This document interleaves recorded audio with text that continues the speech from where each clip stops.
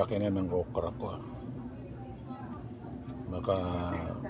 Tapos may ampalayang ligaw dyan. Tinanim ko din, pero okay yan kasi ang talbos niyan, lagyan mo lang ng tuyo. Ito.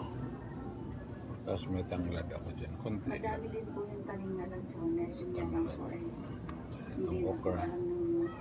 alam nagbabantay kung ilang piraso. Pero more than ano po ito, more than 200 pa siguro kasi ang lawak po ito is 2.3 hectares. Alagbate. Itong alagbate ko mataba din yan. Madami yung guyabanes. Pwede ko nang maka 4 lang na dahon yan. Pero pagka lumago-lago yan, pwede na yan. Lagyan ng meron din po isda, tinola. So ang lahat po ay bagong tanim. So hindi pa po naman Panawi ko yan, okra din. Yan.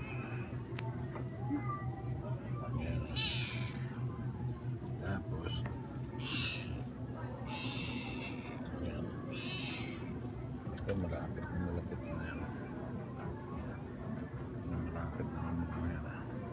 Ang mga yan, okay na. pagkalukin po ang bundok. Ayun po.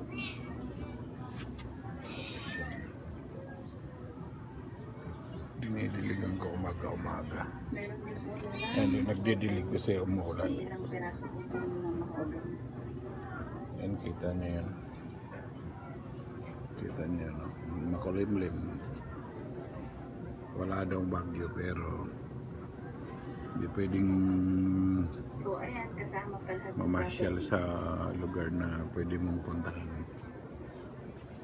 Kaya sa bahay lang maghapon. Tanim-tanim lang. Hindi mo naman kailangan makipagsabayan sa ibang mga tao na ayan, meron po siyang tao. gusto talagang guluhin ang Pilipinas. Dito tanim ka lang. Tanim ka lang. Bibili ka. Wala ka nang bibili ng ibang gulay dito. Kasi magkaroon na ano na yan. Ito nga, may talbos pa ako dito. Kasi talbos yun. Talbos yun. Dinidiligan ko rin yan. Kaso lang hindi siguro magsusurvive. Ito lang. At ang balaya. Ikaw masarap yan.